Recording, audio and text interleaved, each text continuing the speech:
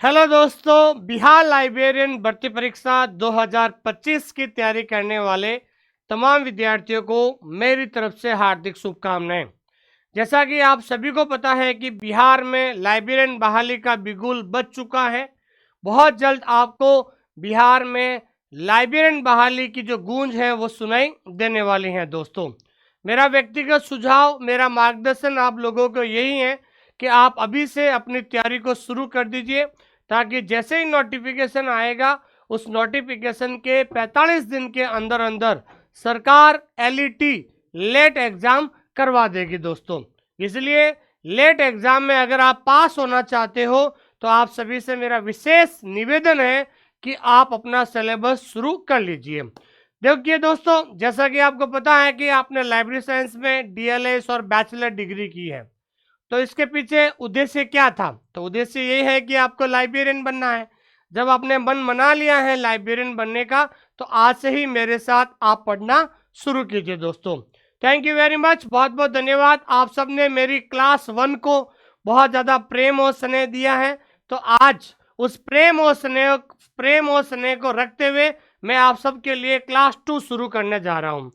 दोस्तों, आज हम एक ऐसे टॉपिक पढ़ने जा रहे हैं जिसका नाम है ILA, इंडियन लाइब्रेरी एसोसिएशन।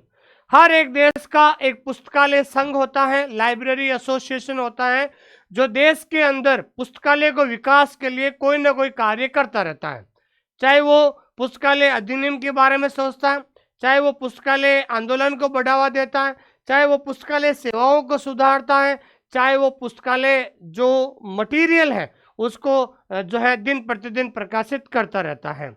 तो आइए हम आज पढ़ते हैं एक ऐसा टॉपिक जहां से हमेशा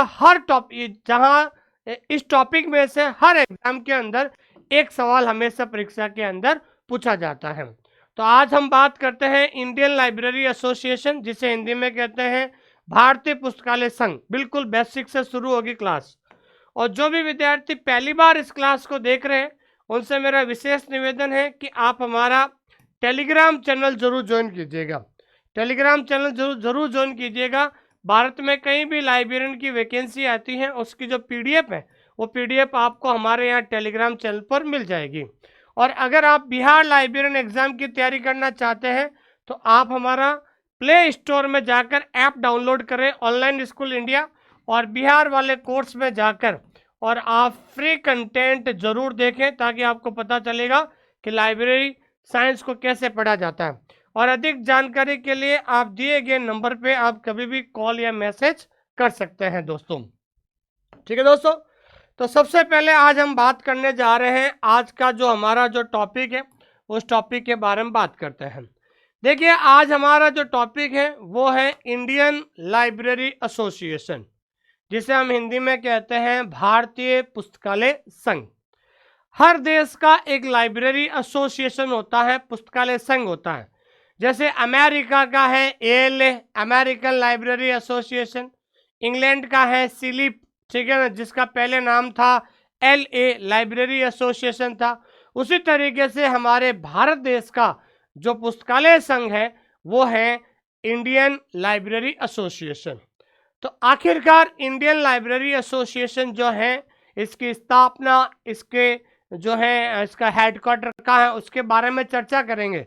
लेकिन इसके वास्तव में क्या क्या उद्देश्य होते हैं उसके बारे में भी हम जानने की कोशिश करेंगे।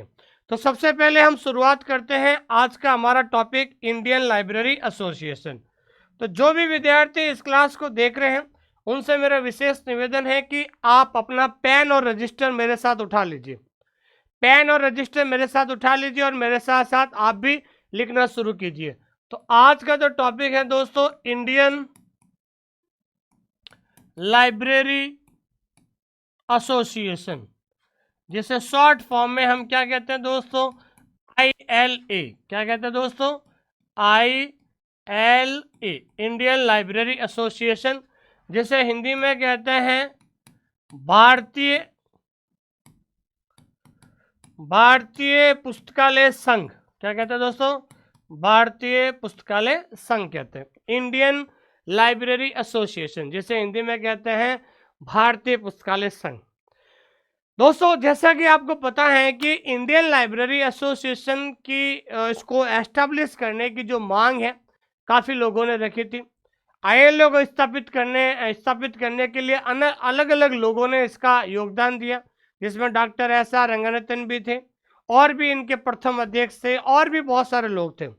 लेकिन इस पुस्तकालय संघ को स्थापित करने का बहुत सारे उद्देश्य थे, जिसमें सबसे पहले वो जो उद्देश्य था वो था पुस्तकालय आंदोलन को बढ़ावा देना। कि अगर सबसे पहले भारत में ध्यान रखना, पुस्तकालय आंदोलन हुआ था बड़ौदा शहर, तो वहां पर पुस्तकालय आंदोलन 1910 में बड़ौदा शहर में हुआ था। वहां से पुस्तकालय के प्रति लोगों के अंदर जागरूकता पैदा हुई और साउथ में जो है शुरुआत की गई थी इयांकी वेंकटा रामैया जी ने जो है पुस्तकालय आंदोलन को और आगे बढ़ाया था।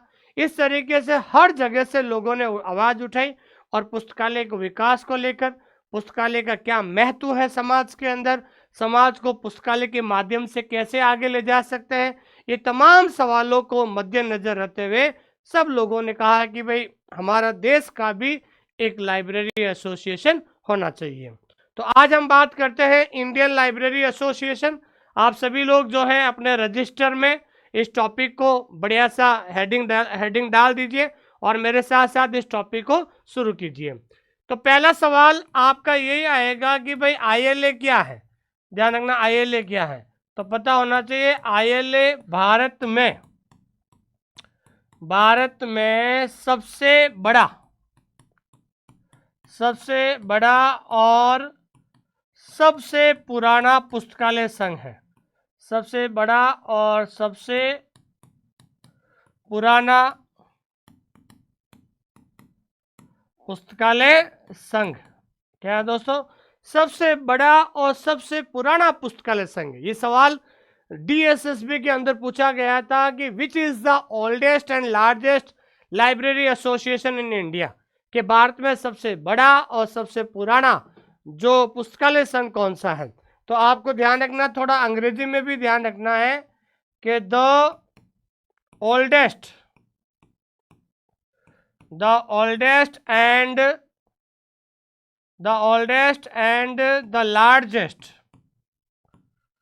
the largest library association in India, तो भारत में सबसे बड़ा और सबसे पुराना जो पुस्तकालय संघ है जिसका नाम क्या है दोस्तों? आईएलए। ठीक है ना। यहाँ पर सवाल क्या बनेगा? पहला बनेगा what is the full form of ILA. ये सवाल आ चुका है कि आईएलए की फुल फॉर्म क्या है, तो आपको ध्यान रखना है इंडियन लाइब्रेरी एसोसिएशन। दूसरा सवाल क्या बनेगा? भारत में सबसे बड़ा, ओल्डेस्ट का मतलब होता है सबसे बड़ा और सबसे पुराना, ठीक है ना। सबसे ओल्डेस्ट यानी सबसे पुराना और लार्जेस्ट का मतलब सबसे बड़ा जो पुस्तकालय संघ कौन सा है, तो वो संघ है, ध्यान रखना है, इंडियन लाइब्रेरी एसोसिएशन। ठीक है। उसके बाद हम बात करते हैं सबसे पहले यहाँ पर एस्टेब्लिशमेंट की। एस्टेब्लिशमेंट का मतलब क्या होता है? स्थापना। कि भाई आईएलए की जो स्थापना कब और कहाँ पर हुई थी, ये सवाल अक्सर पूछा जाता है। तो आईएलए की स्थापना हुई थी, ध्यान रखना है, 13 सितंबर 1933 में। कब हुई थी दोस्तों? 13 सितंबर 1933 में इंडियन लाइब्रेरी एसोसिएशन की स्थापना हुई थी। और कहाँ पर हुई थी दोस्तों स्थापना? तो आपको पता होना चाहिए स्थापना कहाँ पर हुई। तो स्थापना हुई थी, ध्यान रखना है, कलकत्ता में। कहाँ पर हुई थी दोस्तों? कलकत्ता शहर के अंदर आईएलए की स्थापना हुई थी 1933 के अंदर। ठीक है। लेकिन सवाल यहाँ पर बना जाता है कि आईएलए का हेडक्वार्टर कहाँ पर है? हेडक्वार्टर, QUARTER, हेडक्वार्टर, जिसको हिंदी में कहते हैं मुख्यालय। क्या कहते हैं दोस्तों? मुख्यालय। तो हेडक्वार्टर कहाँ पर है आईएलए का? तो वर्तमान में आईएलए का हेडक्वार्टर कहाँ है दोस्तों? नई दिल्ली के अंदर है। ठीक है दोस्तों।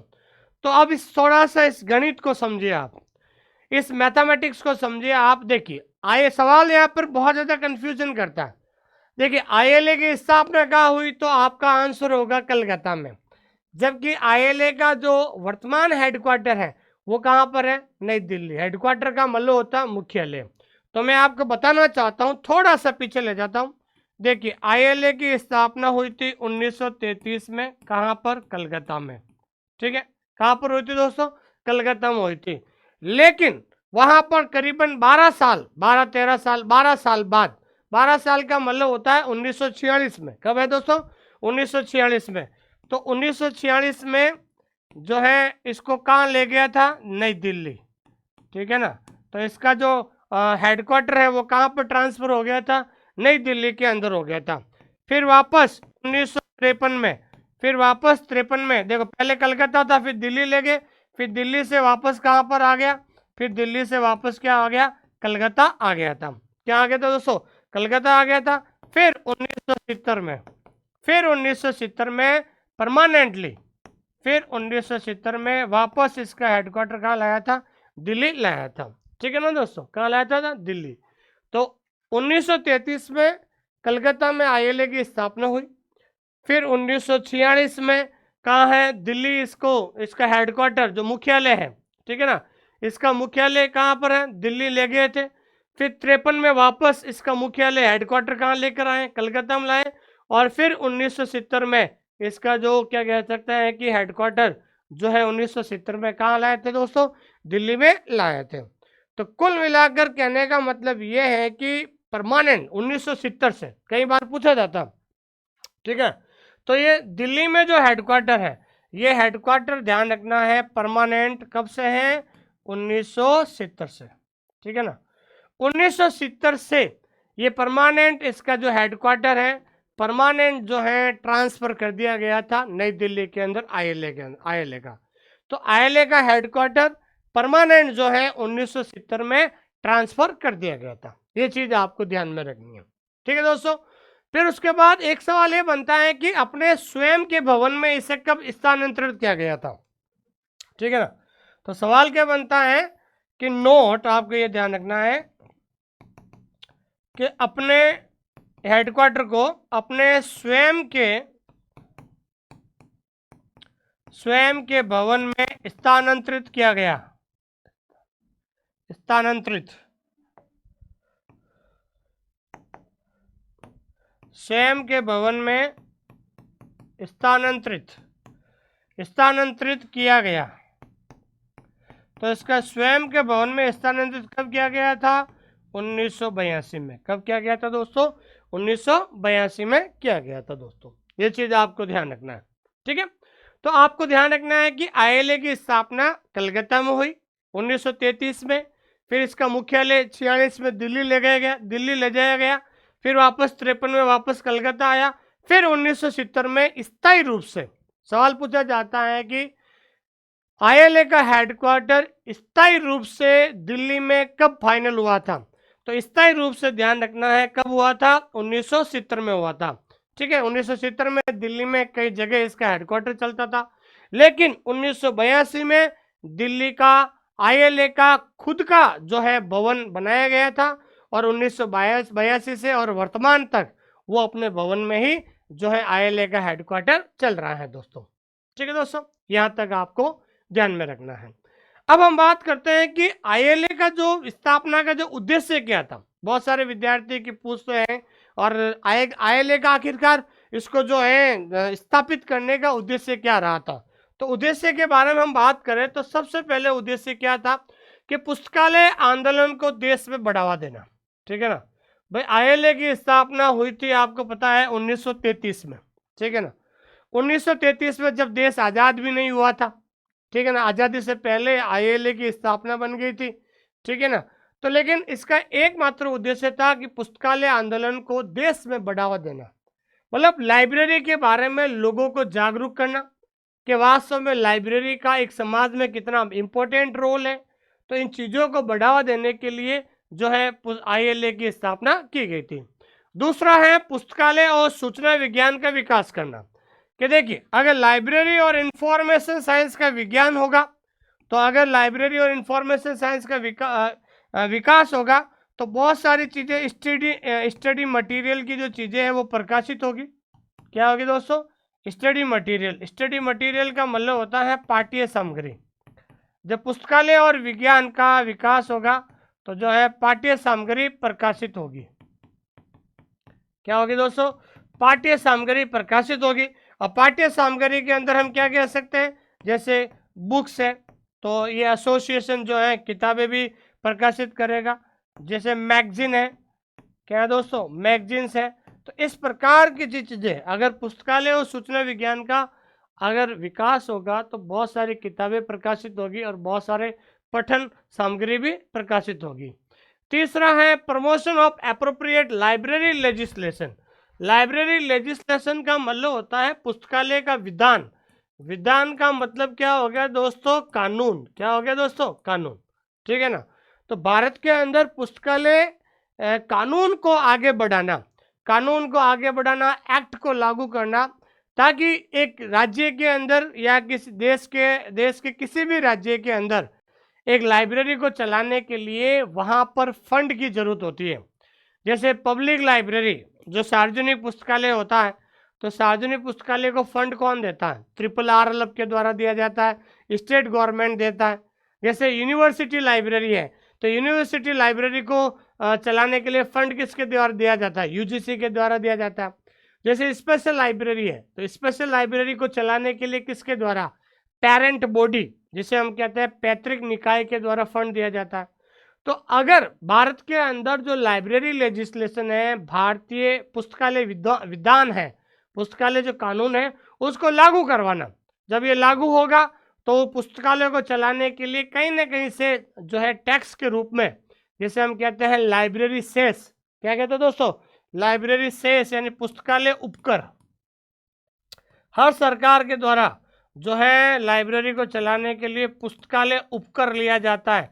टैक्स के रूप में जो कुछ पैसा जो है जनता से लिया जाता है, ताकि राज्य के अंदर स्थित जो लाइब्रेरी होती है उनको सुचारू रूप से चलाया जा सके। ठीक है। उसके बाद जो है पुस्तकालय संघ का जो उद्देश्य होता है वो होता है पुस्तकालय अध्यक्षों की स्थिति में सुधार करना। जो भी लाइब्रेरियंस है, इन लाइब्रेरियंस की जो स्थिति सुधारना, जैसे लाइब्रेरी की जो सैलरी बढ़ाना, समय के हिसाब से जो है लाइब्रेरी का वेतन भी बढ़ेगा। ठीक है ना? जब सैलरी बढ़ेगी, ठीक है ना दोस्तों, सैलरी बढ़ेगी तो उनका प्रमोशन भी होगा, पदोन्नति। ठीक है ना? समय समय के हिसाब से जो है भारत में जो भी जिस जगह पे लाइब्रेरियन कार्य कर रहा है तो उसका क्या होगा दोस्तों? प्रमोशन होगा। प्रमोशन का मतलब होता है पदोन्नति, उनका जो है प्रमोशन भी करना पड़ेगा। तो लाइब्रेरियन का जो स्टेटस सुधारने में पुस्तकालय संघ का एक बहुत महत्वपूर्ण रोल होता है। तो ये पुस्तकालय संघ किसी का भी देश का हो तो ये चीज़ों को आगे बढ़ाने के लिए हमेशा तैयार रहता है, पुस्तकालय सेवाओं को बढ़ाना। तो पुस्तकालय संघ के ये जो इम्पोर्टेंट क्या है दोस्तों, ये उद्देश्य होते हैं। ठीक है दोस्तों, अब हम बात करते हैं कि ILA जब स्थापना हुई थी, तो ILA की स्थापना आपको पता है कहाँ हुई थी? तो ILA की स्थापना हुई थी कलकत्ता में। तो कलकत्ता में ऐसा क्या चल रहा था? ठीक है ना? कलकत्ता में ऐसा क्या चल रहा था कि वहाँ पर पता लगाया गया, या वहाँ से ऐसे क्या चल रहा था वहाँ पर कि वहाँ से पता चला कि भाई ILA की स्थापना होनी चाहिए? तो वहाँ पर चल रहा था first all India library conference, प्रथम अखिल भारतीय पुस्तकालय सम्मेलन। ध्यान रखना, first all India library conference, first all India library conference, प्रथम अखिल भारतीय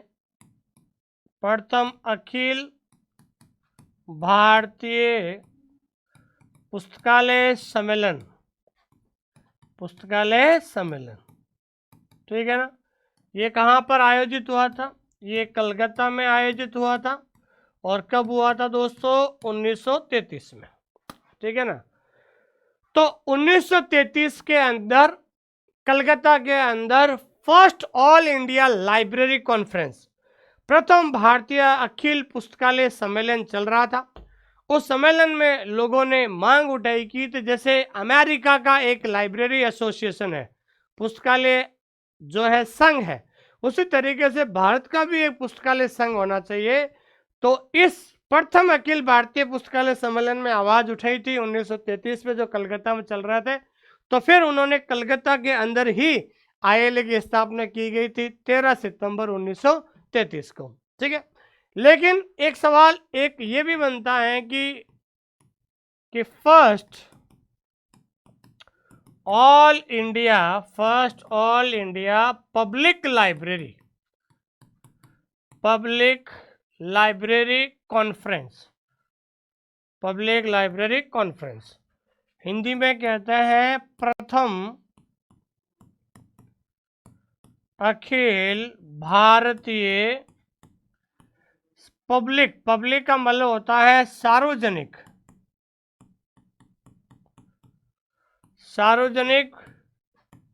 पुस्तकालय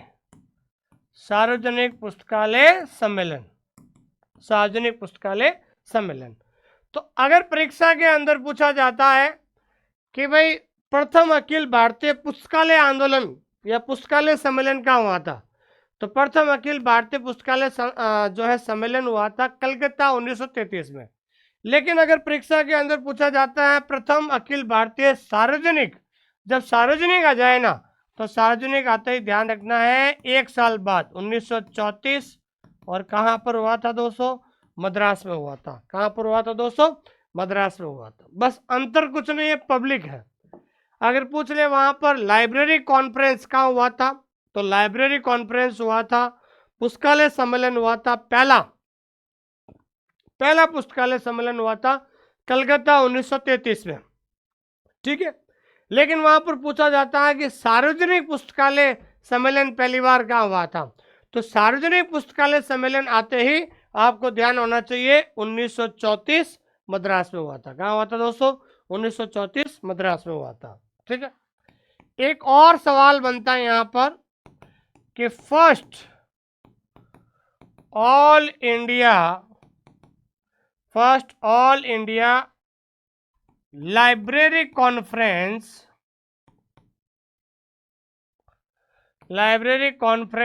फॉर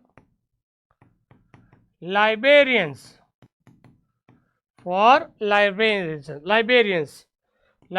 का मतलब होता है पुस्तकालय अध्यक्षों।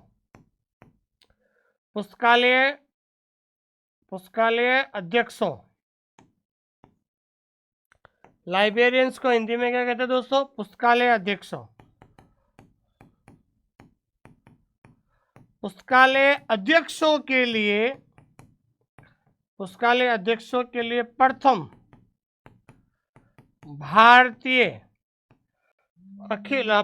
अखिल भारतीय पुस्तकालय अध्यक्षों के लिए प्रथम अखिल भारतीय पुस्तकालय सम्मेलन वो कहाँ पर हुआ था। अब यहाँ पर सवाल पूछ रहा है कि जो लाइब्रेरी कॉन्फ्रेंस है, देखो सबसे पहले सवाल है कि लाइब्रेरी कॉन्फ्रेंस कहाँ हुआ, कलकत्ता में, और 1933 में हुआ था। दूसरा सवाल है कि पब्लिक लाइब्रेरी कॉन्फ्रेंस कब हुआ, तो पब्लिक लाइब्रेरी कॉन्फ्रेंस हुआ था मद्रास 1934 में। तीसरा है कि लाइब्रेरियंस के लिए लाइब्रेरी कॉन्फ्रेंस कब हुआ था, जिसमें केवल पुस्तकालय अध्यक्ष ही इकट्ठे हुए थे, तो लाइब्रेरियंस के लिए लाइब्रेरी कॉन्फ्रेंस हुआ था लाहौर। कहाँ पर हुआ था दोस्तों, लाहौर 1918 में। कहाँ पर हुआ था दोस्तों, लाहौर 1918 में। तो first all India library conference for librarians क्या है दोस्तों, पुस्तकालय अध्यक्षों के लिए प्रथम अखिल भारतीय पुस्तकालय सम्मेलन जो लाहौर में हुआ था। तो लाइब्रेरियन से याद रखना है लाहौर। क्या याद रखोगे दोस्तों, लाइब्रेरियन से आपको याद रखना है लाहौर, याद रखना। ये कई बार सवाल परीक्षा के अंदर पूछा जाता है। ठीक है दोस्तों, ये बात होगी। ठीक है, उसके बाद हम बात करते हैं कि ऐसे बहुत सारे लोग, ठीक है ना, ऐसे बहुत सारे लोग हैं जिन्होंने ILA की स्थापना में जो है योगदान दिया था। ये कई बार सवाल पूछा जाता परीक्षा के अंदर कि ILA की स्थापना में किन लोगों ने जो है सहयोग दिया था। ठीक है, तो सबसे पहले हम बात करते हैं एसी वुलनर। तो एसी वुलनर ने, एक व्यक्ति का नाम है एसी वुलनर, जिन्होंने ILA की, अब कई बार पूछा जाता है कि ILA की स्थापना में कितने लोगों ने सहयोग किया, तो ये इंपॉर्टेंट 7 लोग हैं, इनका आपको ध्यान रखना है। एस सी वुलनर, जिन्होंने आईएलए की स्थापना में सहयोग दिया। दूसरा है डॉक्टर एम ओ थॉमस, जो अभी हम पढ़ेंगे आगे, आईएलए के प्रथम अध्यक्ष थे। फिर है के एम असदुल्ला, जो आईएलए के प्रथम सचिव थे। ठीक है ना। आर सी मनचंदा, ठीक है। अयांकी वेंकटा रामनया, ठीक है ना। एस बसरुद्दीन और ए एम आर मॉन्टेज, ठीक है ना, ए एम आर मोतांगे।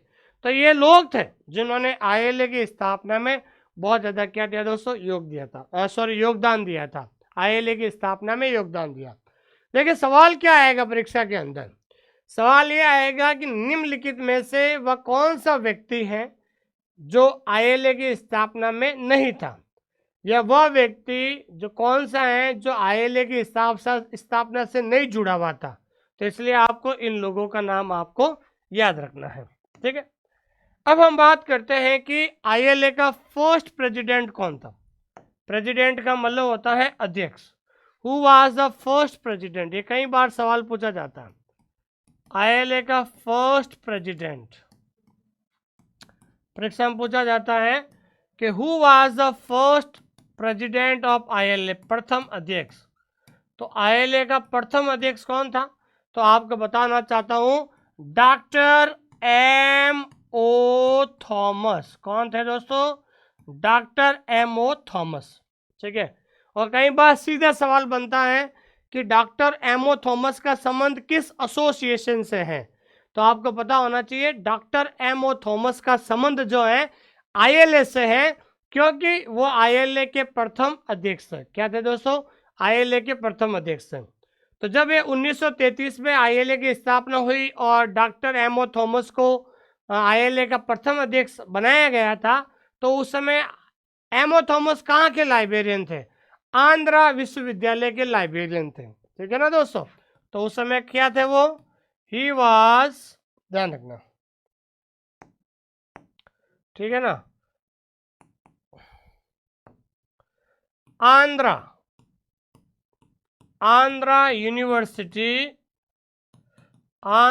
यूनिवर्सिटी के लाइब्रेरियन थे। लाइब्रेरियन का मतलब पुस्तकालय अध्यक्ष थे। ठीक है ना। तो जब डॉक्टर एम ओ थॉमस को आईएलए का प्रथम अध्यक्ष नियुक्त किया गया था 1933 में, जब कलकत्ता में आईएलए की स्थापना हुई थी, तो उस समय आंध्रा जो यूनिवर्सिटी है, वहाँ के आंध्रा यूनिवर्सिटी में जो लाइब्रेरी है, वहाँ पर लाइब्रेरियन पद पर कार्य कर रहे थे। ठीक है दोस्तों। अब हम बात करते हैं कि आईएलए का प्रथम सचिव कौन था। Who was the first secretary, SECRETARY। First secretary का मतलब होता है प्रथम सचिव। क्या दोस्तों, प्रथम सचिव। तो ध्यान रखना है आईएलए का प्रथम सचिव कौन थे, who was the first secretary. उस समय सेक्रेटरी कौन था, तो प्रथम सचिव थे के एम असदुल्ला। क्या नाम था दोस्तों, के एम असदुल्ला। एक व्यक्ति का नाम है के एम असदुल्ला। तो के एम असदुल्ला नाम का जो व्यक्ति है, जो उस समय आईएलए के क्या थे दोस्तों, प्रथम सचिव बने थे। 1933 में जब आईएलए की स्थापना हुई थी, तो फर्स्ट सेक्रेटरी अर्थात प्रथम सचिव जिन्हें बनाया गया था, उनका नाम था के एम असदुल्ला था। अब के एम असदुल्ला उस समय क्या कर रहे थे, तो ध्यान रखना है कलकत्ता के अंदर जो इंपीरियल लाइब्रेरी थी, वहाँ के वो लाइब्रेरियन थे। ठीक है ना। के एम असदुल्ला कहाँ के लाइब्रेरियन थे, तो इंपीरियल लाइब्रेरी। तो इंपीरियल लाइब्रेरी कहाँ थी, कलकत्ता में। इंपीरियल लाइब्रेरी के वो क्या थे दोस्तों, लाइब्रेरियन थे। क्या थे दोस्तों, लाइब्रेरियन थे। ये चीज आपको ध्यान रखना है। ठीक है दोस्तों। तो यहाँ पर सवाल सीधा परीक्षा के अंदर पूछा जाता है कि who was the first president of ILA. ILA के वर्तमान अध्यक्ष कौन थे, डॉक्टर एम ओ थॉमस। या यूं भी पूछा जा सकता है कि डॉक्टर एम ओ थॉमस का संबंध किस एसोसिएशन से है। तो डॉक्टर एम ओ थॉमस का संबंध जो है वो ध्यान रखना है आईएलए से है, ध्यान रखना। और आईएलए के प्रथम सचिव कौन है, तो आईएलए के प्रथम सचिव है के एम असदुल्ला। कौन है दोस्तों, के एम असदुल्ला है दोस्तों। ठीक है। अब हम बात करते हैं बहुत इंपॉर्टेंट सवाल को लेकर कि आईएलए एक सदस्य है एक इंटरनेशनल एसोसिएशन का। जैसे हर एक देश का एसोसिएशन होता है, भारत का आईएलए है, अमेरिका का एएलए है, और इंग्लैंड का सिलीप है, जिसका पुराना नाम था एलए था। भारत भी जो है एक अंतर्राष्ट्रीय एक इंटरनेशनल लेवल का एसोसिएशन है, जिसे हम कहते हैं इफ्ला, ठीक है ना। तो भारत भी इफ्ला और कॉमला का एक सदस्य रहा है, ध्यान रखना, ठीक है ना। तो कई बार सवाल पूछा जाता है कि India is a member of IFLA and COMLA. ये सवाल कई बार परीक्षा के अंदर, यहाँ तक कि एनवीएस के अंदर सवाल पूछा गया था कि भारत किसका सदस्य है। तो ध्यान रखना है कि भारत, ध्यान रखना, इफ्ला और कॉमला का सदस्य है। तो भारत इफ्ला, जो कि एक इंटरनेशनल लेवल का एसोसिएशन है, इफ्ला एंड कॉमला का सदस्य है, का एक सदस्य है दोस्तों। ये सवाल पूछा जाता कि भारत किसका सदस्य है, तो भारत, ध्यान रखना है कि इफ्ला और कॉमला का सदस्य है। और आईएलए के द्वारा जो इफ्ला की एक जनरल कॉन्फ्रेंस हुई थी दिल्ली के अंदर 1992 में, उसकी मेजबानी की थी, ध्यान रखना, ठीक है ना। कई बार पूछा जाता है, ठीक है ना। आईएलए ने 1992 में नई दिल्ली में, 1992 में नई दिल्ली में इफ्ला की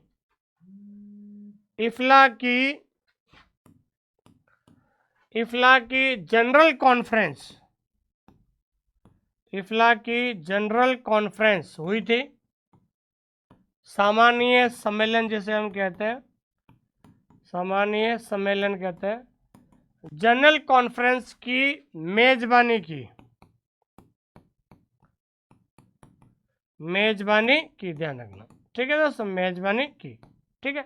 तो ये सवाल पूछा जाता है कि इफ्ला की 1992 में नई दिल्ली के अंदर जो एक इफ्ला की जो जनरल कॉन्फ्रेंस हुई थी, उसका होस्ट किसने किया था, उसकी मेजबानी किसने की थी। तो उसकी मेजबानी की गई थी आईएलए के द्वारा। किसके द्वारा दोस्तों, आईएलए के द्वारा जो है उसकी मेजबानी की गई थी। ये सवाल कई बार परीक्षा के अंदर पूछा भी गया था, इसलिए आपको ध्यान रखना है कि इफ्ला की जब पहली बार जनरल कॉन्फ्रेंस हुई थी इंडिया में 1992 में नई दिल्ली में, तो उसकी मेजबानी करने वाला जो एसोसिएशन था वो कौन था दोस्तों, आईएलए था, इंडियन लाइब्रेरी एसोसिएशन था, ठीक है। और फर्स्ट लाइफ टाइम मेंबर आईएलए का कौन बना था दोस्तों, ठीक है ना। ये भी सवाल कई बार पूछा जाता है कि फर्स्ट लाइफ टाइम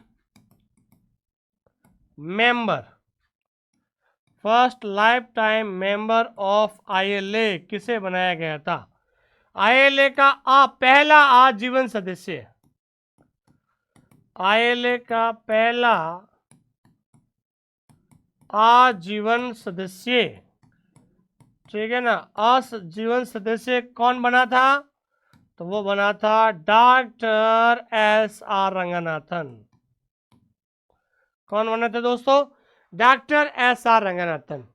तो ध्यान रखना, आईएलए का प्रथम आजीवन सदस्य कौन बने थे दोस्तों, डॉक्टर एसआर रंगनाथन जो है पहले आईएलए के क्या बने थे दोस्तों, अध्यक्ष बने थे दोस्तों। ये चीज आपको ध्यान में रखना है, और कई बार परीक्षा के अंदर ये पूछी जाती है और विद्यार्थी कंफ्यूज हो जाते हैं। एक आईएलए के द्वारा एक न्यूज लेटर भी जो है जारी किया गया था, ठीक है ना। तो आईएलए का एक न्यूज लेटर भी है, उसके बारे में भी हम चर्चा करते हैं, ठीक है ना। आईएलए का एक न्यूज लेटर क्या है दोस्तों, आईएलए का क्या है दोस्तों, एक न्यूज लेटर है।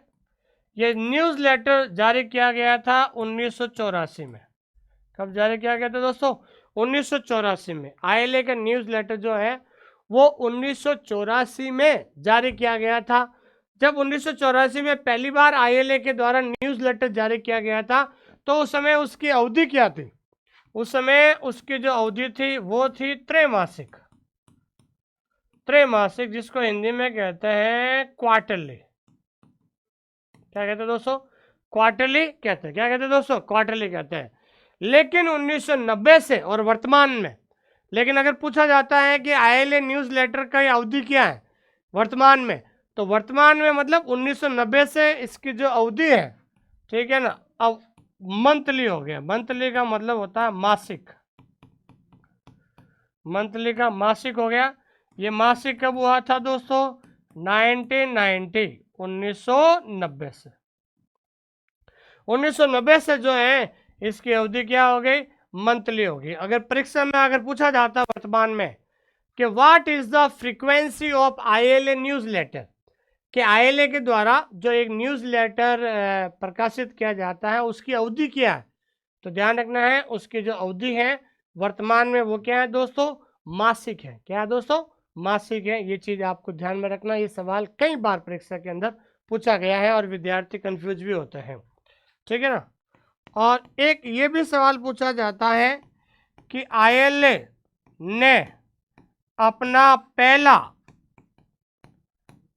पहला गोल्डन जुबली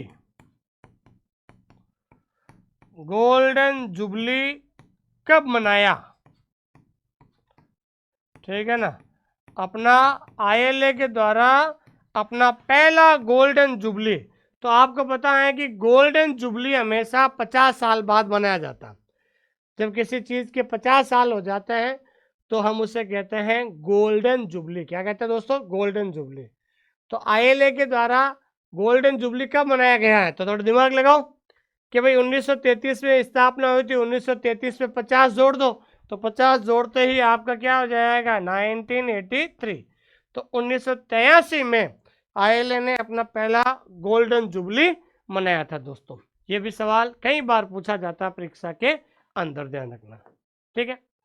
अब हम सबसे इंपॉर्टेंट बात करते हैं कि ILA के द्वारा कौन कौन से अवार्ड दिया जाते हैं। और इस अवार्ड में आप कोई भी प्रीवियस ईयर का पेपर देख लो, आप चाहे आप KVS का पेपर देखो, चाहे NVS देखो, चाहे किसी का भी पेपर देखो, अवार्ड में से एक सवाल हमेशा आजकल पूछा जाता है और विद्यार्थी कंफ्यूज होता है। क्यों कंफ्यूज होता है मैं बताना चाहता हूँ।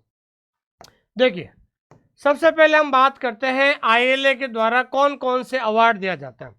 तो सबसे पहले हम बात करते हैं, पहला अवार्ड है PV वर्गीस। अब भले चाहे हिंदी में लिखो तो ऐसा लिखा जाएगा PV वर्गीस, ठीक है ना। तो PV वर्गीस अवार्ड जो है बेस्ट आर्टिकल या फिर पेपर, अगर ऑप्शन के अंदर कई बार दिया जाता है आर्टिकल दिया जाता है, अगर आर्टिकल नहीं दिया जाएगा तो वहां पर क्या आएगा? पेपर दिया हुआ होगा। तो PV वर्गीस जो अवार्ड है वो बेस्ट जो आर्टिकल अच्छा लिखता है उसको या पेपर कह सकते हैं। दूसरा है ILA CD शर्मा। तो ILA CD शर्मा, तो CD शर्मा अवार्ड है, ये भी बेस्ट आर्टिकल को दिया जाता है। तीसरा है ILA AG मोतीवाले अवार्ड। तो क्या है दोस्तों? AG मोतीवाला अवार्ड, मोतीवाले अवार्ड। तो AG मोतीवाला अवार्ड भी किसको दिया जाता है दोस्तों? बेस्ट आर्टिकल को दिया जाता है। वेरी इंपॉर्टेंट क्वेश्चन है, ये कई बार परीक्षा के अंदर पूछा जाता है।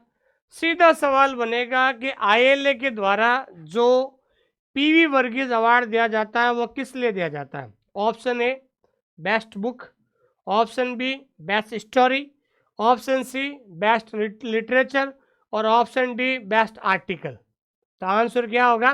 बेस्ट आर्टिकल होगा, ध्यान रखना। तो शुरुआत के जो तीनों अवार्ड है, चाहे PV वर्गीस हो, CD शर्मा हो या AG मोतीवाले, ये तीनों अवार्ड जो है हमेशा बेस्ट आर्टिकल को दिया जाता है। उसके बाद चौथा है doctor PSG Kumar life achievement award. तो लाइफ अचीवमेंट अवार्ड दिया जाता है for the professional in the field of library और इंफॉर्मेशन साइंस इन इंडिया, ठीक है ना। तो ये PCG कुमार जो ये लाइफ अचीवमेंट अवार्ड होता है वो हमेशा ध्यान रखना है professional in the field of LIS in India में इसको दिया जाता है दोस्तों, ठीक है। उसके बाद हम बात करते हैं अगला award, the ILA PN Kaula award. तो कोला अवार्ड बेस्ट लाइब्रेरियन को, Kaula award best librarian, PN Kaula best librarian award जो दिया जाता है वो भी best professionals in the field of LIS दिया जाता है। फिर है Gidwani Deshpande best academic librarian award है, वो भी professional in the field of LIS दिया जाता है। तो आपने देखा होगा कि शुरू के जो 3 अवार्ड है, तो ये शुरू के 3 अवार्ड दिया जाता है बेस्ट आर्टिकल को, और बाकी के जो चौथा और 5 और 6ठा ये तीनों अवार्ड दिया जाता है professional in the field of LIS। 7वां अवार्ड वेरी इंपॉर्टेंट लगा दीजिए आप, 8वां भी very important ILA SM Ganguly award, बहुत इंपॉर्टेंट, ध्यान रखना, SM गांगुली अवार्ड।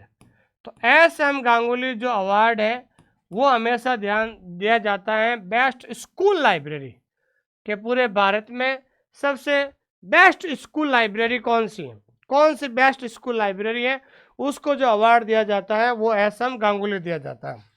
और अगला जो अवार्ड है LM Padia award, LM Padia award. तो LM पादिया अवार्ड दिया जाता है बेस्ट यूनिवर्सिटी लाइब्रेरी को। किसको दिया जाता है दोस्तों? बेस्ट यूनिवर्सिटी लाइब्रेरी को। सीधा सवाल बनेगा SM गांगुली अवार्ड ILA के द्वारा किसको दिया जाता है? तो SM गांगुली आते ही आपको ध्यान रखना है कि गांगुली आते ही हमेशा ध्यान रखना है best school library, school library को अवार्ड दिया जाता है। जबकि ILA LM पादिया अवार्ड, तो LM पादिया अवार्ड जो है ना वो यूनिवर्सिटी लाइब्रेरी को दिया जाता है, ठीक है ना। गांगुली अवार्ड स्कूल लाइब्रेरी को और पादिया अवार्ड यूनिवर्सिटी लाइब्रेरी को दिया जाता है। यह आपको ध्यान में रखना, ये कई बार परीक्षा के अंदर पूछा जाता है, विद्यार्थी कंफ्यूज हो जाता है, इसलिए आप लोगों को कंफ्यूज नहीं होना है। शुरुआत के 3 अवार्ड है वो बेस्ट आर्टिकल या पेपर को दिया जाता है। उसके बाद 3 अवार्ड है वो लाइब्रेरी जो LIS प्रोफेशनल को दिया जाता है। फिर आगे आपके गांगुली अवार्ड स्कूल लाइब्रेरी और पादिया अवार्ड यूनिवर्सिटी लाइब्रेरी। इतना सा आपको ध्यान रखना, सवाल अक्सर यहीं से बनता है और विद्यार्थी हमेशा कंफ्यूज हो जाता है, इसलिए आप लोगों को कंफ्यूज नहीं होना है और आराम से तैयारी करनी है दोस्तों, ठीक है। अब हम बात करते हैं आगे। देखिए ये भी कई बार सवाल पूछा जाता है, बहुत सारे विद्यार्थी कहते हैं कि सर लाइब्रेरी साइंस का करंट अफेयर से सवाल पूछते हैं क्या? बिल्कुल करंट अफेयर से 100% पूछा जाता है। तो मैं आपको लाइब्रेरी साइंस का करंट अफेयर बता देता हूं कि ये जो डॉक्टर मोहन राम भाऊ खेड़े, तो ये ध्यान रखना है ILA के वर्तमान अध्यक्ष हैं। क्या दोस्तों? ILA के वर्तमान अध्यक्ष। तो वर्तमान अध्यक्ष कौन है दोस्तों? तो वर्तमान अध्यक्ष है डॉक्टर मोहन राम भाऊ खेड़े। क्या नाम है दोस्तों? डॉक्टर मोहन राम भाऊ खेड़े। अगर LIS करंट अफेयर 24 या फिर हम कह सकते हैं 24 की बात करें अपन, तो वर्तमान में 25 है, ठीक है ना। तो 25 कर दीजिए आप, सीधा 25 लिखिए आप। LIS 2025 की बात करते हैं। तो 2000 सवाल पूछा जाता है कि who is the current president of ILA, वर्तमान में ILA के वर्तमान अध्यक्ष कौन है? तो वर्तमान अध्यक्ष है डॉक्टर मोहन राम भाऊ खेड़े। ये कौन है दोस्तों? वर्तमान सचिव। कौन है दोस्तों? वर्तमान सचिव। तो ध्यान रखना है ILA के वर्तमान सचिव कौन है? तो वर्तमान सचिव है आपके वर्तमान सचिव ILA। तो ILA के वर्तमान सचिव है डॉक्टर ON चौबे। कौन है दोस्तों? Doctor ON Choubey. इसको भी आप नोट डाउन कर लेना, क्योंकि परीक्षा में अक्सर पूछा जाता है। क्योंकि जब प्रथम अध्यक्ष और प्रथम सचिव के बारे में जब ये चीज़ें पूछा जा सकती है, तो करंट LIS करंट में ये पूछा जा सकता है कि ILA का वर्तमान अध्यक्ष कौन है और ILA का वर्तमान सचिव कौन है, ये भी पूछा जा सकता है दोस्तों, इसलिए आपको ध्यान में रखना है, ठीक है दोस्तों। अब हमेशा हर साल ILA के द्वारा एक एनुअल कॉन्फ्रेंस जो है करवाया जाता है। एक करंट अफेयर में ये भी सवाल पूछा जाता है कि ILA के द्वारा जो है एक करंट ILA के द्वारा हमेशा हर साल एक एनुअल कॉन्फ्रेंस करवाया जाता है, ठीक है ना। ILA वार्षिक अधिवेशन, वार्षिक सम्मेलन कह सकता है, वार्षिक कॉन्फ्रेंस, कॉन्फ्रेंस का मतलब होता है सम्मेलन, ठीक है। तो ILA के द्वारा हर साल 2023 में भी करवाया गया था, 2024 में भी कराया था। तो ILA के द्वारा हर साल जो है एक एनुअल कॉन्फ्रेंस करवाया जाता है, ठीक है। तो अभी हाल ही में 2024 में, ठीक है ना, तो 2024 में ILA के द्वारा जो एक एनुअल कॉन्फ्रेंस करवाया गया था, वो एनुअल कॉन्फ्रेंस कब करवाया गया था आपको पता है, 1 से 3 फरवरी 2024 में करवाया था। और वो कितनवा था ध्यान रखना, वो ध्यान रखना है 69वां था। कौन सा था दोस्तों, 69th, ठीक है ना, 69th ILA एनुअल कॉन्फ्रेंस था। क्या था दोस्तों, 69वां, ध्यान रखना 69वां जो है वार्षिक अधिवेशन था। तो कई बार सीधा सवाल ऐसा भी पूछा जाता है कि 69वां वार्षिक अधिवेशन जो है आयोजित कब हुआ था। तो ध्यान रखना है 1 से लगा कर 3 फरवरी 2024 को, और गुवाहाटी यूनिवर्सिटी, और कहाँ पर हुआ था सवाल पूछा जाता है। तो ये 69वां जो है 2024 में हुआ था, वो हुआ था गुवाहाटी यूनिवर्सिटी, गुवाहाटी विश्वविद्यालय आसाम, गुवाहाटी विश्वविद्यालय आसाम, ठीक है। तो आसाम राज्य में गुवाहाटी विश्वविद्यालय में, और गुवाहाटी विश्वविद्यालय में कहाँ पर, BKB ऑडिटोरियम, BKB ऑडिटोरियम। तो BKB ऑडिटोरियम जो गुवाहाटी विश्वविद्यालय आसाम में स्थित है, वहां पर जो है ILA का एनुअल कॉन्फ्रेंस आयोजित किया गया था 2024 में, ठीक है ना दोस्तों, 2024 में। तो ये सवाल कई बार करंट में पूछा जाता है कि 2024 में ILA का कौन सा एनुअल कॉन्फ्रेंस था। तो ध्यान रखना वो एनुअल कॉन्फ्रेंस था 69वां, 69th। तो ध्यान रखना 69वां ILA का जो वार्षिक सम्मेलन है वो गुवाहाटी यूनिवर्सिटी के BKB ऑडिटोरियम में आयोजित करवाया गया था। ये सवाल कई बार परीक्षा के अंदर पूछा जाता है, इसलिए आपको ध्यान में रखना है। और कई बार इसका पूछा जाता है कि इसकी थीम क्या थी। तो थीम क्या थी, building future transforming libraries for sustainability, ठीक है ना। कई बार इसकी थीम भी पूछी जाती है कि भाई इसकी थीम क्या है, कि जो ये कॉन्फ्रेंस होता है, हर एक कॉन्फ्रेंस की क्या होती है, थीम होती है। तो थीम क्या होगी, तो थीम होगी building future, building future, building future transforming, ये सवाल पूछा जाता, ट्रांसफॉर्मिंग लाइब्रेरीज, लाइब्रेरी को ट्रांसफॉर्म करना,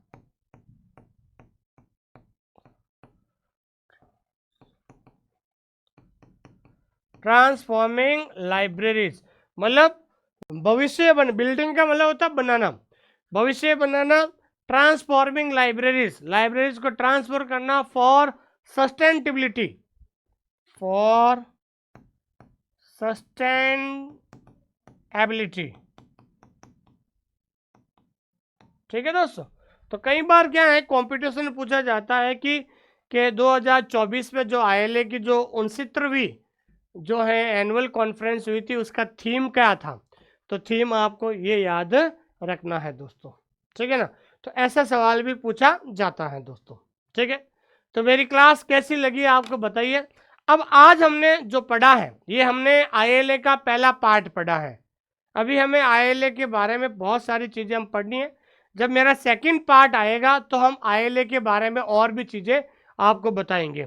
तो आज हमने जो पढ़ा है वहाँ पर कैसे सवाल बनते हैं, कंपटीशन में कैसे सवाल पूछे जाते हैं, और प्रीवियस ईयर के पेपर में कैसे सवाल पूछे गए हैं उसके बारे में भी हम चर्चा करेंगे, ठीक है दोस्तों। तो पहला जो सवाल है वो आपके सामने ये है कि where is the headquarter office of ILA। देखिए गुवाहाटी हाईकोर्ट में सवाल आएगा था ILA का हेडक्वार्टर कहाँ है। तो आपको पता होना चाहिए वर्तमान में ILA का हेडक्वार्टर कहाँ है दोस्तों, नई दिल्ली के अंदर है। और नई दिल्ली के अंदर कब से है दोस्तों, 1970 से, 1970 से परमानेंट जो है, क्योंकि पहले ILA की स्थापना कलकत्ता में हुई, फिर उसका मुख्यालय दिल्ली गया, फिर दिल्ली से वापस कलकत्ता आया, फिर कलकत्ता से 1970 में दिल्ली गया, और 1970 से स्थायी रूप से मुख्यालय जो है दिल्ली में स्थापित हुआ था दोस्तों। ठीक है, अगला सवाल है, निम्नलिखित में से आईएलए का संस्थापक सदस्य नहीं था, इनमें से कौन सा व्यक्ति है जो है आईएलए की स्थापना में नहीं था? एस सी वुलनर साहब थे, रंगनाथन साहब थे, के एम असदुल्ला जो प्रथम सचिव थे, तो ध्यान रखना है डीवी सिंह। डीवी सिंह नाम का कोई भी व्यक्ति, मैंने बताया था ना आपको 7 जने लोग थे, 7 वो लोग थे जिन्होंने आईएलए की स्थापना करने में एक बहुत महत्वपूर्ण भूमिका निभाई थी, तो उनमें से कौन सा नहीं था? तो सी ऑप्शन हो जाएगा। यह आया था जम्मू कश्मीर के अंदर। देखिए जम्मू कश्मीर के अंदर 2017 में आया था। आईएलए की फुल फॉर्म क्या है? तो ध्यान रखना, आईएलए की फुल फॉर्म है इंडियन लाइब्रेरी एसोसिएशन। आईएलए की फुल फॉर्म क्या है दोस्तों? Indian library association. ठीक है, अगला सवाल है, आईएलए के वर्तमान अध्यक्ष कौन है? Current president. करंट प्रेसिडेंट का मतलब होता है 2025 की बात करें तो 2025 में आईएलए के जो है वर्तमान अध्यक्ष कौन थे? तो आईएलए के वर्तमान अध्यक्ष है डॉक्टर मोहन रामभाऊ खेरडे। क्या थे दोस्तों? डॉक्टर मोहन रामभाऊ खेरडे। देखिए दोस्तों, मैं फिर से आप सभी से लोगों को कह रहा हूं कि जो चीजें मैंने आपको पढ़ाई हैं उनका बढ़िया सा एक बार नोट्स बना लीजिए। ठीक है ना, जैसे आईएलए टॉपिक है उसका बढ़िया सा आप अपने रजिस्टर में नोट्स बनाइए। नोट्स बनाने के बाद 2-3 बार अगर आप रिवीजन करोगे तो आपका ये टॉपिक बहुत ज़्यादा इजी हो जाएगा। ठीक है ना, जब टॉपिक इजी होगा तो कैसा भी सवाल बनेगा तो आप उसका सही आंसर दोगे। और इस कमेंट में जरूर आप जो है इसमें कमेंट जरूर करना ये क्लास आपको कैसी लगी है, क्योंकि आप लोगों ने जो मेरी पहली क्लास आई थी, जो बिहार की जो पहली क्लास थी, हमने इसकी प्ले लिस्ट भी बना दी है, तो प्ले लिस्ट में जाकर आप देख लेना। हमने पहली क्लास बनाई थी 5 लॉज ऑफ लाइब्रेरी साइंस। उस क्लास को आप लोगों ने बहुत ज़्यादा प्रेम और स्नेह दिया था, तो मैंने कहा कि चलो ये बहुत महत्वपूर्ण टॉपिक है आईएलए, जो आपके यूनिट 1 का टॉपिक बनता है, जिसके बारे में आपको पढ़ाऊँ ताकि आपको पता चले क्या है और सवाल कैसे बनते हैं उसके बारे में भी चर्चा करते हैं। ठीक है, ये डीएसएसबी के अंदर सवाल आया था, आईएलए की स्थापना कब हुई थी? तो आपको पता है कि आईएलए की स्थापना हुई थी 1933 में। कब हुई थी दोस्तों? 1933 में हुई थी। ठीक है, who is the current general secretary of ILA? वर्तमान में, वर्तमान का मतलब होता है 2025। 2025 में जो है डॉक्टर ON चौबे। आजकल धीरे धीरे क्या है कि लाइब्रेरी साइंस का भी एग्जाम पैटर्न बदल रहा है, तो आजकल क्या है कि करंट अफेयर के सवाल पूछे जाते हैं, इसलिए आपको ध्यान रखना है कि वर्तमान जो सचिव है वो कौन है दोस्तों?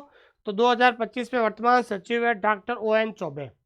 ये दिल्ली के अंदर आया था कि भारत में सबसे पुराना और सबसे बड़ा पुस्तकालय संघ, तो इन्होंने यहाँ पर भारत की बात की, तो भारत की बात की है तो यहाँ पर क्या हो जाएगा? आईएलए। क्या हो जाएगा? आईएलए। अगर भारत की जगह अगर दुनिया में पूछ लेता कि दुनिया में सबसे बड़ा और सबसे पुराना, तो दुनिया में सबसे बड़ा और पुराना कौन सा है? American library association. अगर भारत का पूछा है तो आईएलए हो जाएगा। दुनिया में सबसे बड़ा और सबसे पुराना पूछा जाए तो समझ लेना वो क्या होगा? एएलए होगा। क्या होगा? एएलए होगा। अगला क्वेश्चन है, रंगनाथन के साथ दूसरा व्यक्ति कौन थे जिन्होंने आईएलए की स्थापना के लिए प्रयास किए थे?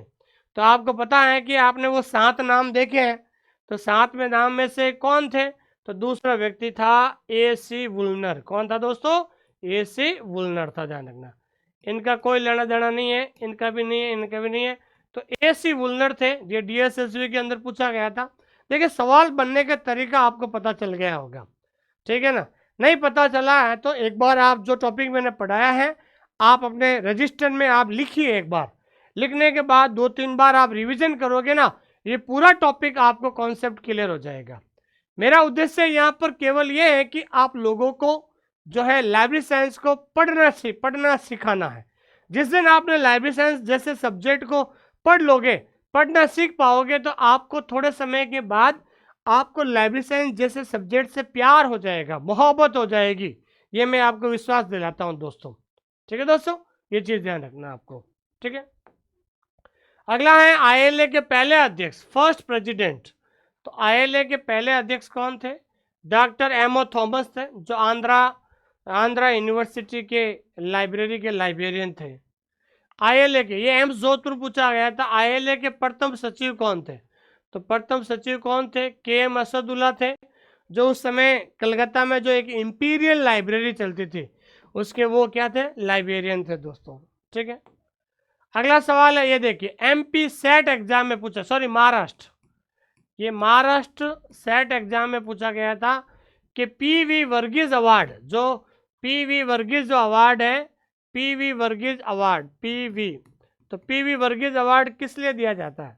तो पीवी वर्गीज अवार्ड दिया जाता है बेस्ट आर्टिकल को। किसको दिया जाता है दोस्तों? बेस्ट आर्टिकल को पीवी वर्गीज अवार्ड दिया जाता है।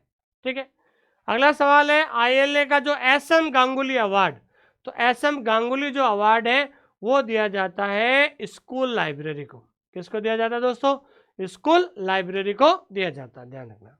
ठीक है, स्कूल लाइब्रेरी को दिया जाता है। आप सभी लोग आंसर जरूर देना।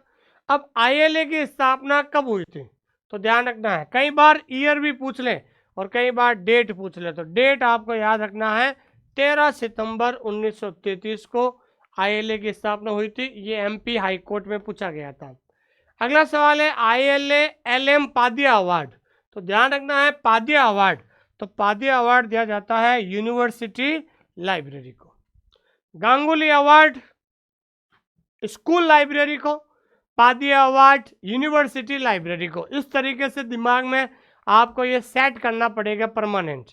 ठीक है ना, SL Ganguly award school library को, LM Padia award university library को। ठीक है दोस्तों, तो थैंक यू वेरी मच, बहुत बहुत धन्यवाद। हमने 2022 में बैच शुरू किया था। हमारे यहाँ से 120 से ज़्यादा विद्यार्थी जो राजस्थान में सेलेक्ट हुए थे, जो वर्तमान में लाइब्रेरियन ग्रेड 3 पे कार्य कर रहे थे। राजस्थान का शानदार रिजल्ट देने के बाद हमने ईएमआरएस में दिया था। ईएमआरएस में हमारे यहाँ से 80+ विद्यार्थी ऑल ओवर इंडिया सेलेक्ट हुए थे। ईएमआरएस के बाद हमने यूजीसी नेट का भी शानदार रिजल्ट दिया और नेट में पिछले 1 साल में 50 से ज़्यादा विद्यार्थी नेट में सेलेक्ट हुए हैं। ठीक है दोस्तों, तो आप सभी लोगों के लिए हमने बिहार का स्पेशल बैच शुरू कर दिया है दोस्तों। देखिए नोटिफिकेशन, अब तो वही विद्यार्थी, आपको पता है कि बिहार का जो है सबसे पहले एलईटी एग्जाम होगा, और ध्यान रखना जैसे ही नोटिफिकेशन आएगा, नोटिफिकेशन के 45 दिन के अंदर अंदर आपका एलईटी एग्जाम हो जाएगा। क्या हो जाएगा? एलईटी एग्जाम हो जाएगा। तो अब आप खुद सोच सकते हैं कि 45 दिन के अंदर आप सिलेबस कर पाओगे? नहीं, तो आपको अभी से तैयारी करनी पड़ेगी। हमने हमारे एप्लीकेशन के अंदर 2 बार पढ़ाया है। तो पहला है आपके रिकॉर्डेड क्लासेस। ठीक है, तो रिकॉर्डेड क्लासेस में क्या है, हर एक टॉपिक का वीडियो है, वीडियो के नीचे पीडीएफ है, और पीडीएफ के नीचे क्या दिया हुआ दोस्तों? टेस्ट दिया हुआ है। पहले आप बढ़िया पीडीएफ से क्या बनाओ दोस्तों? नोट्स बनाओ। नोट्स बनाने के बाद वीडियो देखो, और वीडियो देखने के बाद टेस्ट दो। ठीक है, उसके बाद आपको ऊपर एक जो है फोल्डर मिलेगा, लाइव एमसीक्यू क्लास। क्या मिलेगा दोस्तों? Live MCQ class. तो आपको जब ये आपका नोट्स बन जाएगा तो लाइव एमसीक्यू से आपको क्या करना है? रिवीजन करना है, रिवीजन करना। और रिवीजन के अंदर क्या होगा कि उस टॉपिक की हम पहले थ्योरी पढ़ाते हैं और फिर सारे उस टॉपिक के क्या कराएंगे? एमसीक्यू करवाते हैं। ठीक है, और जैसे ही बिहार का नोटिफिकेशन आएगा, तो जैसे बिहार का नोटिफिकेशन आएगा तो स्पेशल लाइव क्लास हम शुरू करेंगे। स्पेशल लाइव क्लास हम क्या करेंगे दोस्तों? शुरू करेंगे दोस्तों। ठीक है दोस्तों, ये चीज़ आपको ध्यान में रखना है। और हमारा जो कोर्स है मात्र 1999 में, हमारे जो कोर्स की फीस है 1999 में, अभी ऑफर चल रहा है। पहले 4000 थी, अब 4000 का 50% ऑफर है 1999 में। देखिए दोस्तों, हमारा एक टैगलाइन है, जब तक लिखोगे नहीं तब तक सीखोगे नहीं। देखिए, मैं भी खुद एक राजस्थान की गवर्नमेंट स्कूल में लाइब्रेरियन हूँ। आज से 4 साल पहले मैं भी संघर्ष कर रहा था। तो मेरा मानना है कि अगर आप लिख नहीं सकते हैं तो आप लाइब्रेरियन नहीं बन सकते हैं दोस्तों। If you do not right, अगर आप लिख नहीं सकते हैं तो आप लाइब्रेरियन नहीं बन सकते हैं। मार्केट के अंदर आप कोई भी किताब भी लाओगे, ऐसा नहीं है किताब के ऊपर अंडरलाइन करके हम टाइम पास कर लेंगे। अंडरलाइन करने से लाइब्रेरी साइंस याद नहीं होती जब तक आप अपने खुद के नोट्स नहीं बनाओगे। मैं ज़्यादा आपको प्रेशराइज या ज़्यादा जो है मजबूर नहीं कर रहा हूँ मैं, लेकिन जो ये टॉपिक आज ये दूसरी क्लास है, उससे पहले मैंने पहली क्लास पढ़ाई है, इन दोनों पहली क्लास और आज ये दूसरी क्लास है, इन दोनों क्लास का आप अपने रजिस्टर में नोट्स बनाइए, फिर उसको 2-3 बार पढ़िए। अगर आपको ये टॉपिक याद नहीं हो जाए तो मैं पढ़ाना छोड़ दूंगा, मैं आपको इतना कह रहा हूँ। ये क्लास कितनी अच्छी लगी है, इसलिए आप सभी लोग मुझे जरूर कमेंट कीजिए, क्योंकि अगर आपका कमेंट करोगे तो ही मैं आगे कुछ कर पाऊंगा आप लोगों के लिए। तो जब तक लिखोगे नहीं तब तक सीखोगे नहीं। जितना जल्दी हो सके सिलेबस को पूरा कर लीजिए, क्योंकि मेरे यहाँ से जो बिहार में बहुत सारे विद्यार्थी तैयारी कर रहे हैं, सब लोगों ने नोट्स बना लिए हैं। उनका ये कहना है कि सर हमने सिलेबस पूरा कर लिया है, जैसे ही नोटिफिकेशन आएगा हम सिर्फ लाइव क्लास में जुड़ेंगे और आपके साथ रिवीजन करेंगे। तो ऐसे भी लोग हैं जिन्होंने सिलेबस पूरा कर लिया है। और जिनका सिलेबस पूरा हो चुका है, जो तीनों किताबें मंगाना चाहते हैं, तो आप ऑनलाइन ऑर्डर कर सकते हैं। ये तीनों किताबें PYQ है और आंसर हमने यहाँ दे रखा है, और आप हमारा ऑर्डर कर सकते हैं। ऐप डाउनलोड कीजिए, ऐप का नाम है माई बुक पिकअप। अगर आपको किताबें मंगानी है, अगर आपको किताबें मंगानी है तो आप ऐप डाउनलोड कीजिए माई बुक पिकअप, या इस किताब का लिंक चाहिए, किताब लेने का लिंक चाहिए तो 99 490 86 504, ये स्पेशली बिहार वालों के लिए है, ये स्पेशली बिहार के विद्यार्थी के लिए मैंने स्पेशली नियम दिए हैं। तो आप इस नंबर पे बात कर सकते हैं 89 490 एक बार लिखा देता हूं मैं, 89 490 86 504 जो है, यहाँ पर आप ये नंबर पे बात कर सकते हैं। और आपको क्लास कैसी लगी है जरूर मुझे बताइए दोस्तों। थैंक यू वेरी मच, बहुत बहुत धन्यवाद। इस क्लास को अपने दोस्तों के साथ शेयर कीजिए, और जरूर दोस्तों के साथ शेयर कीजिए, ग्रुप में शेयर कीजिए, ताकि उनको भी पता चले कि वास्तव में लाइब्रेरी साइंस जैसे सब्जेक्ट को कैसे पढ़ा जाए और कैसे तैयारी की जाए दोस्तों। Thank you very much.